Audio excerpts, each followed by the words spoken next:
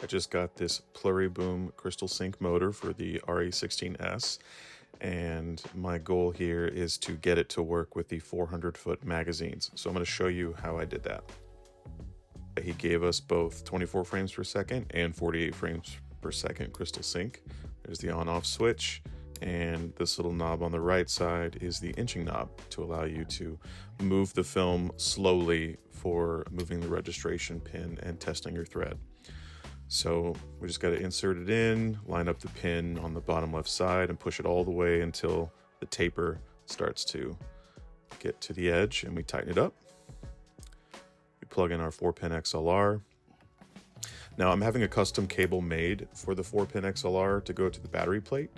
So until that gets here, I have to power it from a separate source.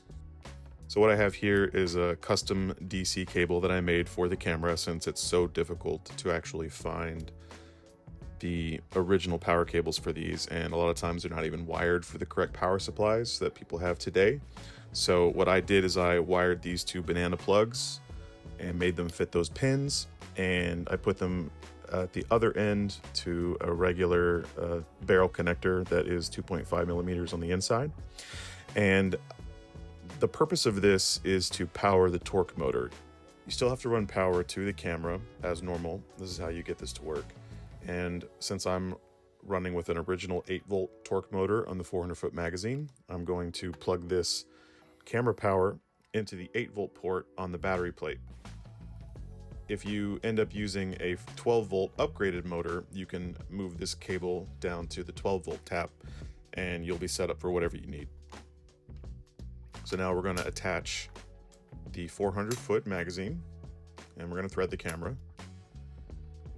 So one of the things that I wanted to point out was that this is a second iteration, or maybe even possibly a third, of the Pluriboom crystal sync motor. And one of the things that Pluriboom added to this was an inching knob feature, which is crucial for whenever you're actually threading the camera.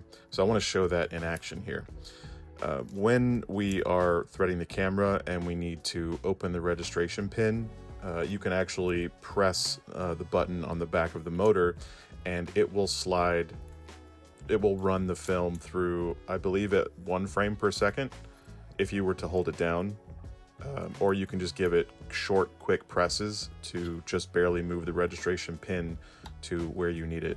And so I'll show you that here. Right now the registration pin is closed, and if I hit the knob, just giving it little pulses, I can move the registration pin out. And now I can slide the film in, get my loops correct, and hit that button one more time to close the registration pin. And now I have my loop set. And earlier iterations of this motor, I believe, did not have this feature, and so it would make it pretty difficult to thread.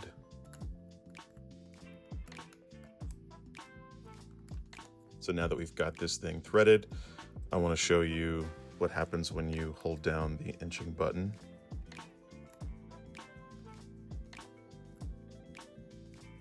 So we're going to close our keeper rollers here, and we have the camera set. So now I'm going to press and hold the inching knob button, and it's going to move through at 1 frame per second, and this is how you can check your thread. Now you'll notice here, whenever I did that, the take-up 400-foot torque motor did not take up the film, because there's no power actually running to the camera. Normally, whenever you would do this threading process, you would have to hold down the camera actuator button to supply power. So what I'm going to show you here is how this works. There's me pressing the inching knob. Now, in order to supply power, I have to press down the camera actuator as normal. This is going to activate the torque motor. And as you can see, it just took up the slack, but it did not rip the film or pull it any harder than it needed to take up said slack. So if I press and hold the actuator and then press and hold the inching knob, the camera now performs as normal. The torque motor is giving only just enough torque for how fast the camera is going while I'm holding down the actuator. So what does this mean for real-world use? So now I'm going to do it at 24 frames per second. And the camera is performing normally. The take-up motor doesn't know what's happening. It doesn't know that there's no motor power getting to the motor through the normal source. It just knows that there is slack on the film now. So with my finger depressing the actuator and me turning the Pluriboom motor on and off, the camera behaves normally. One of the things that's very important to mention that you'll also find out if you buy one of these Pluriboom motors is that this power workaround completely bypasses the camera's buckle switch, which is what trips if this bottom loop gets too short. So even though you're still powering the camera with another cable to the torque motor, the Pluriboom motor is still externally powered. So the buckle switch would actually kill the power to the torque motor. It is very important that you test your loops and make sure they are good before you close the camera, because with the Pluriboom motor bypassing the buckle switch, this setup would effectively kill the torque motor if the buckle switch is tripped, but the Pluriboom motor will still go, and that would make spaghetti inside the camera housing. So make sure that you test a few feet before you shut the door and make sure that your loops are correct and that your buckle switch doesn't trip. So now that you've seen how this all works on the inside, I'm going to go ahead and show you how you would do this on an actual set. With the door in place, what you have to do is turn the camera on normally through the normal actuation button.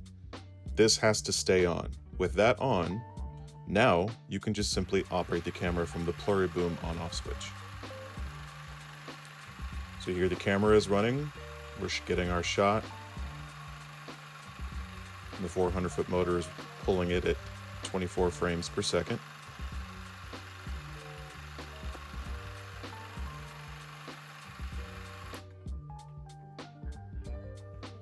Now I'm going to switch to the 48 frames per second.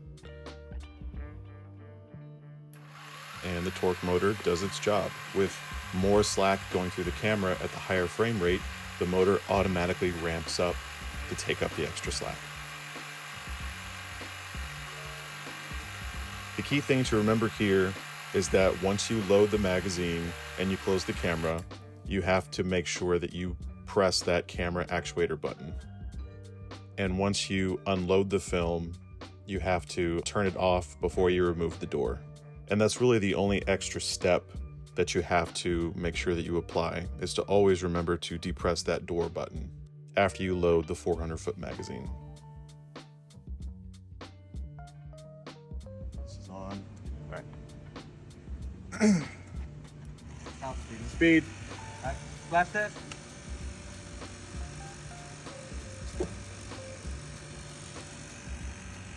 And cutting. Speed.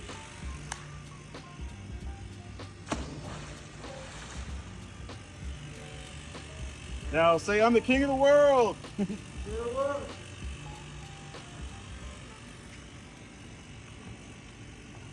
In summary, what you need to make this whole setup work is a Pro battery plate with 8 and 12 volt outputs that are pre-tapped for you. This can be a gold mount or a V mount, doesn't matter, but what you need is ideally an 8 volt and at least 2 12 volts. My particular battery plate only has one 12 volt and one 8 volt. So the camera power cable goes to the 8 volt if I'm using the 8 volt torque motor, and the Pluriboom power cable goes toward the 12 volt output. If you happen to have a 12 volt torque motor, I actually have one of each. And if, let's say, my 8 volt torque motor burns out and I now have to use my 12 volt, I've only got one output here, so I would need some kind of step down converter from the 14.8 volt P-tap in order to get my 12 volt dual out. So that's the only thing to be aware of, is that there are battery plates out there that offer multiple 12 volt outs. I would just suggest that you get a battery plate that has 2 12 volt outs minimum and an 8 volt. And that way you're covered for every scenario that you might have for this particular setup. I've gotten a lot of questions on Instagram about the video tap solution for this camera, so I'm going to show you what I've got here. This is a custom designed 3D printed bracket by another YouTuber named Paul Cotto. There's a link to his channel. Show this. So he sent me this design, and it is basically a mock-up of the same threads that are on the Arriflex Eyepiece, and on the other end is just a collar that perfectly fits this specific C-mount CCD camera. This is the Makosi 1080p HDMI camera with a 2.8 to 12mm lens. And so he was kind enough to send me this print, and I just printed it myself, and I went on Amazon and found some M3 screws. I believe this is an M3 screw, and I just picked a specific length that was long enough to go through it so that it could cinch down on the camera. So what you do is you put it up against the eyepiece, and you actually twist the camera in the collar first to get your focus, and then you would move the entire mechanism over the eyepiece to orient the picture. I can't show this right now. I might do it in a future video on how to properly align the eyepiece, but this is how you get the video tap to work. And what's nice about this is if you need to quickly use the original eyepiece, it's really easy to just disconnect this video tap, put on the original eyepiece, look at whatever you need to, and then you can just swap it right back out very quickly if needed.